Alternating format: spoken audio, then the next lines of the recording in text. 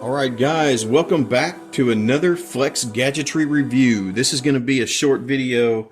I'm going to be doing a more detailed video of the Palm here soon, but I wanted to just kind of touch base on this cool device. Came out in 1999. It had some cool features compared to the 2. There wasn't an X version of the 2, but when they upgraded to the 3X, they added some more frills and memory. And there was even an LE version of the 3 that had even more memory and specs. But today we've got the Palm IIIx. Some cool things about this device: it had a 16 megahertz Motorola Dragon Ball Easy processor, which for me, from when I've used it, has been fast enough and worked very well. It's definitely unique in the fact that it's a monochrome screen. It does have a backlit display, which is really nice. I'll show that later. But it depends on the lighting. It does make it much easier to see if you're working on it at night or in low light situations. I kind of prefer the backlit screen. It looks neat, and it has just a better visibility ratio for me. The RAM on this device wasn't bad. It actually had about 4 megabytes of RAM. So for a device in 1999, I think that's pretty good. The display was 160 by 160. So what can you expect, though? It's an LCD screen. But it worked well and served its purpose. Very good for organization, email, and that sort of thing. This device here actually has a modem. I believe it's 14.4 kilobits per second, but I'm going to double check that.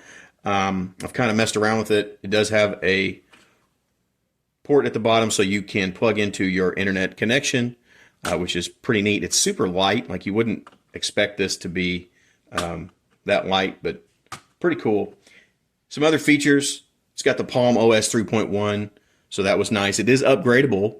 I don't know if a lot of you know this, to the 4.1 version. I have not done that, but I may check that out and see if I can get that to work. It's got the infrared receiver, obviously, so that's pretty cool. It's got the expansion slots for add-on cards, so that's nice. It only takes 2 AAA batteries, which is super cool because you don't have to worry about charging it. They last forever. I always turn mine off when I'm not using it, but I've been messing around with it for a while. I've used it for work, and just kind of imagine myself in 1999, which I couldn't afford it back then, but what it would have been like to use the Palm IIIx for your daily business or organization or just personal use. It was definitely state of the art and pretty cool. It only weighs about 8 ounces, so it's not that heavy. It's got a date book, address book, memo pad, to-do list. Expenses, you can do something that's similar to Excel on there. It's kind of cool. And it's got a calculator, security features, obviously, and games. I don't have any games installed, but it's got some cool games that I'm going to try to mess around with and see about doing a review on those as well. As you can see, when you go to your address book, it's pretty easy. You can look up an address. You can't really see that too well with the camera, but I'm going to zoom in and kind of have a better detailed view later. It's got things like the calculator, which is super simple, but very functional. 2 plus 2 equals 4, right? Okay, it still does. So that's cool. It's got all that. It's got some things like, obviously, expenses, for example. You can put in expenses quick and easy. You can click new and put in your expense type. It'll save it. You can kind of reference that to other expenses, and it's got some good functionality there. It's got a memo pad, which I think is nice.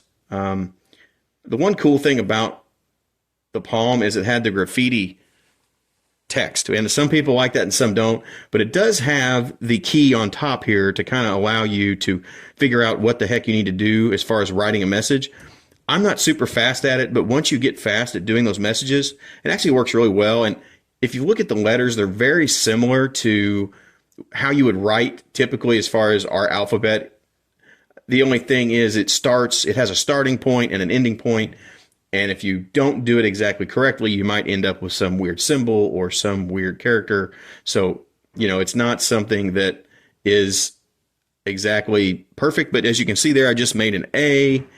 For the B, you have to start up top, and you have to loop down, and you can make a B, and obviously you can see there I did not make a B. But you could make a C, for example, and there's a C. So there's a lot of cool stuff there that, for its time, a lot of people really love graffiti. From what I've read, some people just used it all the time, and some people that weren't really as fluent at using graffiti, weren't real keen on it, but I thought it was kind of neat. It does have a hot sync feature where you can actually hook up and sync with your modem, or you can hook up through the local sync. And I've got all those devices and cables, but you can sync this directly to your PC. And there's actually an app, I guess you would call it an app. It was just a program that you could actually have everything that's on your, close to it, everything that's on your Palm on your PC. So that was pretty neat. It made functionality for people, especially in the business world, that were trying to keep things as far as appointments and schedules, emails and information. Certain reports, you know, you can't do a lot on this Palm, but it allowed you to transfer back and forth, which definitely was pretty cool. It's even got like a to-do list, which is neat. You know, it has on here, don't forget to register. Obviously, I haven't registered this, but, you know, it's got everything you would need, you know, out of a Palm PC at the time, you know, a handheld PDA. So that's kind of cool. If you look through some of the utilities, some of the system stuff here, what was it I wanted to check out? You can look at your preferences. You know, you can adjust things as far as your date book, your memo pad. You can kind of change all these to kind of fit your needs. So it really went a long way compared to some of the other cheaper PDAs of the time. Palm kind of led the way. I mean, obviously there was, after this, you had a lot of the Palm devices that came out that were Windows mobile based, and you had a lot of the devices that came out that were color. But this is kind of special because it kind of started that trend of more detailed PDAs with more options and more features. And I just think that this is pretty cool. So again, guys, I'm going to review this a little bit more in depth. I just wanted to kind of do a short video here and talk about the features. And tell you what, we'll be doing it soon. So be sure to like and subscribe and stay tuned for more. As always, Flex Gadgetry. I'm out.